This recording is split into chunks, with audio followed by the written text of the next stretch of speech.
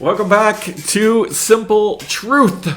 Simple Truth, which I tend to make complex, but the idea is simple truth. Let's look at 1 Samuel chapter 17. We're in the story of David. We're at the beginning of it. We just went through the whole David getting anointed, getting chosen by God. It was this long process, or at least it was on Simple Truth, of God, having to define to Samuel who he's looking for and what he's looking for and the qualifications that he's about, as opposed to what are the qualifications of man.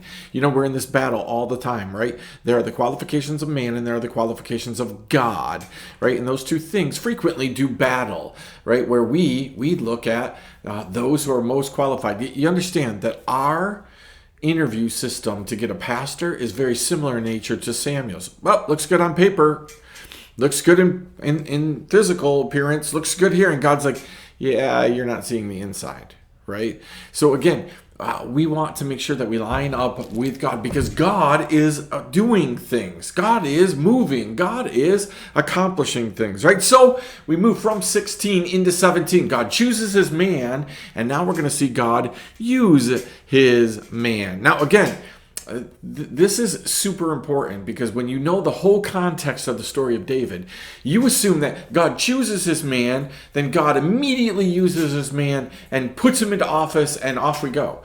Do you know that God uses David in an amazing way and then says, okay, now let's go into training? You understand that God can work that way sometimes, right? God sometimes can tap you out, give you a fantastically, stupendously great day, and then go, all right, now let's go into training. Wait, he did that for Saul becoming Paul, right?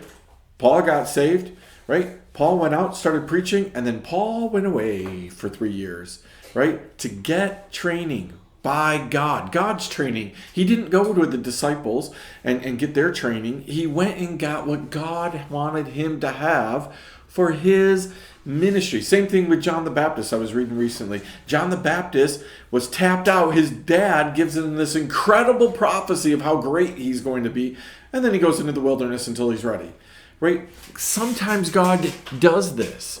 Sometimes God taps you out, gives you a little taste of something, and this is, all right, now let's go into training. We don't like that. We don't like that because we get the little taste and then we want more. It's a little bit like when my mom would make frosting, right? When she would make frosting, there were 4 of us kids and there were 2 beaters, right? And so we had to take turns getting a beater, right? And you would get a little taste of the frosting that was to come later, but you had to wait for the cake. Sometimes a day or 2 down the road to actually have the cake, but you got a little taste ahead of time, and then you were thinking about it and you were prepping for, what is that chocolate cake with white frosting going to be like? Even if you've had it before, you still are anticipating, what's it going to be like to eat that cake, right? So again, God is telling David, you're my man, I'm going to use you, you're going to be the next king, and he's about ready to give him a taste of what that's going to be like, what it's like working